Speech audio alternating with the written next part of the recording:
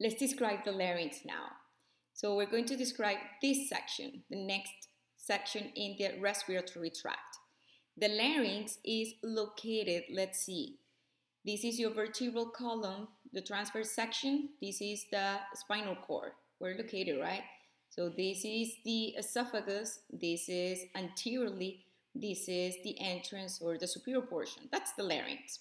So larynx is C1, C2, C3, C4, 5, C6. Is located at the level of C4 and C6. Okay, so superiorly is connected. Here we can see the transverse section of the hyoid bone, part of the actual skeleton. Remember, is located in this angle where the neck changes direction from horizontal to vertical, deep in there, not articulating with any other bone, but attaching muscles of the tongue and attaching in the other end the larynx. So it opens superiorly with a laryngo pharynx, and inferiorly is continues to the trachea. Now the epithelium, which is something that I forgot to mention in the when I was describing the pharynx. The epithelium in the respiratory tract, when we described in the nasal cavity as a pseudostratified columnar ciliated epithelia. And on the pharynx, this epithelial changes, especially at the oropharynx and laryngopharynx, because now this epithelia is exposed to damage by pieces of food, crunchy bread, whatever. So you're swallowing, you need a thicker layer now of epithelia. These areas are covered by the stratified squamous epithelia, as well as the superior portion of the larynx, which sometimes can be reached if protective mechanisms fail. It can be reached by food particles. So that only the superior portion is covered as well by stratified squamous epithelia. As we go to distal portions of the larynx and the trachea, as we describe in the next video, that portion of the respiratory tract is lined again by the pseudostratified columnar ciliated epithelia. Now, these cilia are going to sweep dust particles or any other invader that have reached these areas.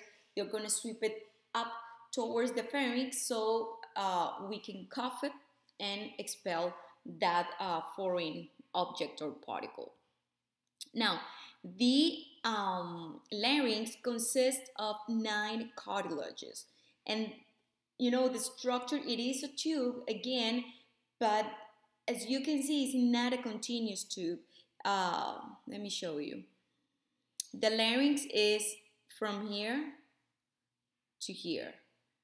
Okay, that's your larynx. From here, this is a posterior view to here.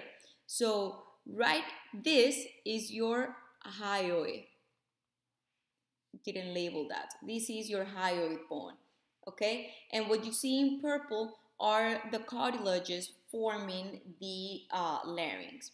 So the 3 cartilages, we have 3 unpaired cartilages. One is the epiglottis, that, as I described before, is the one that, and this is the anterior view, and this is the posterior view, as you can see, is linked or attached to the angle of the following cartilage, which is the thyroid.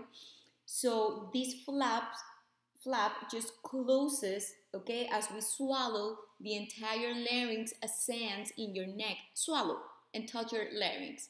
Swallow. And you see how it goes up? When it goes up, this epiglottis falls and covers or closes the entrance or the inlet of these larynx into the trachea. So avoiding the passage of food into the larynx. Remember that superior to that larynx, what we have up here is the laryngopharynx. So food is passing by in there. Okay, so that's the epiglottis. The second cartilage, unpaired cartilage, is the thyroid gland, thyroid cartilage. And the thyroid cartilage consists like in 2 laminas of cartilage. They're fused in the midline, and they when they fuse, they have this ridge which is called the laryngeal prominence, which you can see as your Adam's apple right here. Okay, more developed in men than in women. The thyroid cartilage is like a shield, okay? So it's protecting or is present in the anterior and lateral portion of your larynx. But as you can see in the posterior view, this cartilage is opened in the posterior aspect of the larynx, so it doesn't encircle the larynx. Now, the only cartilage of the larynx that actually encircles, okay, it's like a ring in the larynx, is the cricoid cartilage. And this is actually a ring. It's only this purple thing in here. And look at the anterior portion, and this is, I don't have purple, I don't think I do, but let's put this. This is the cricoid as well, all of this. So it's a ring and encloses the or encircles actually the larynx anteriorly, laterally, and posteriorly. Now, in here we can see membranes that attach the larynx or the thyroid, specifically the thyroid cartilage, to the hyoid bone.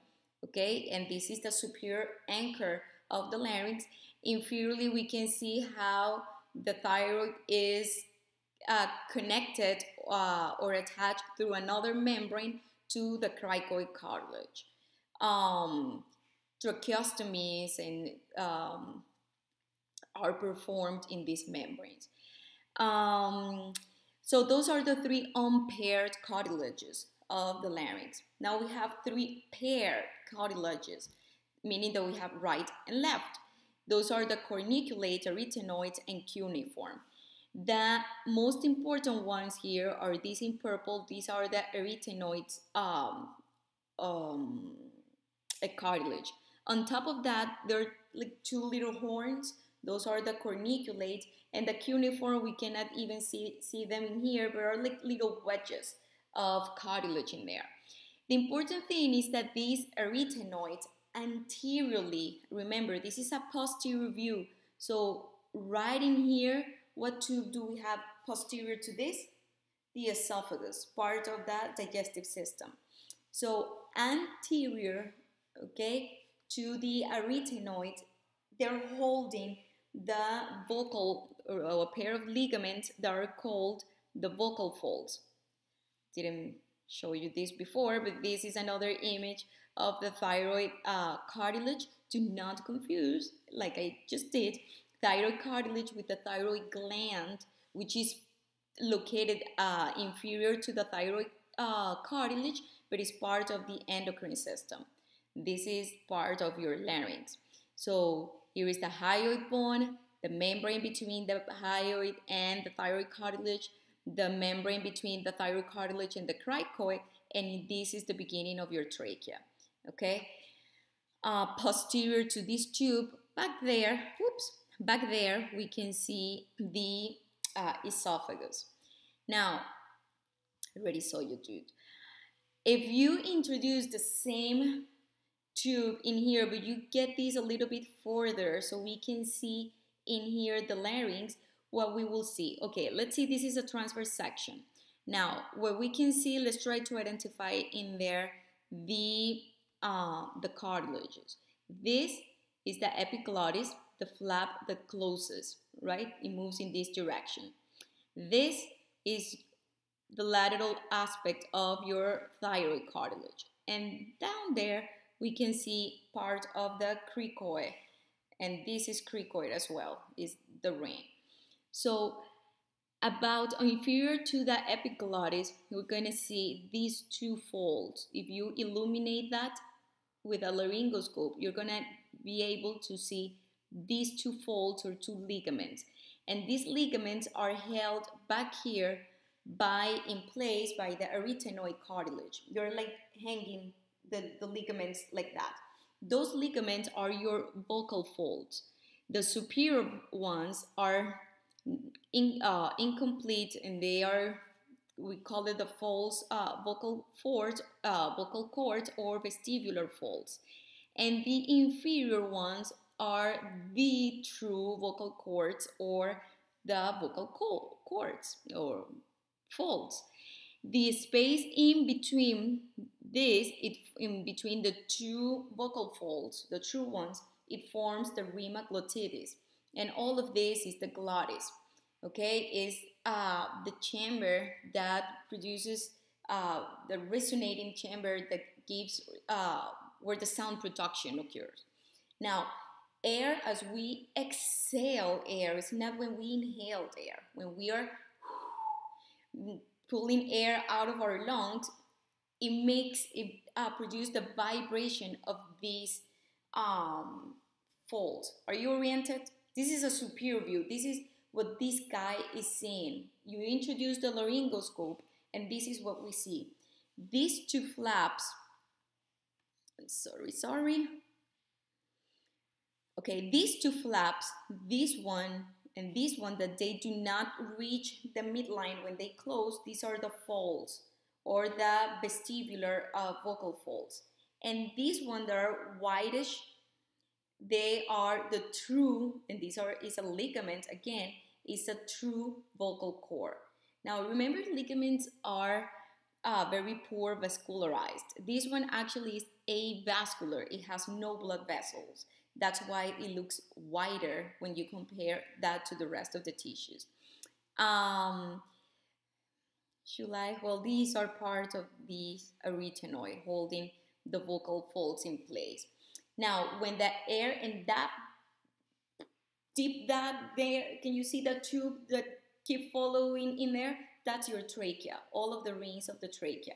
So air is coming up, okay? We're exhaling air, it passes through these vocal folds, and it produces that vibration of these vocal folds, creating movement or creating vibration, and that's what creates the sound. The pitch is given by the length of this resonating chamber. Remember, this is where phonation occurs, not where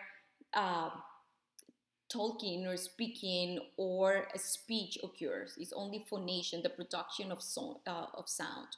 So, and this is how it moves usually. This is what you will see when somebody's, okay? So you can see the two, not the folds, but the true vocal folds meeting in the midline, okay? Next section, we're going to describe the trachea, okay? So we keep going distal into the respiratory tract. See you in the next video.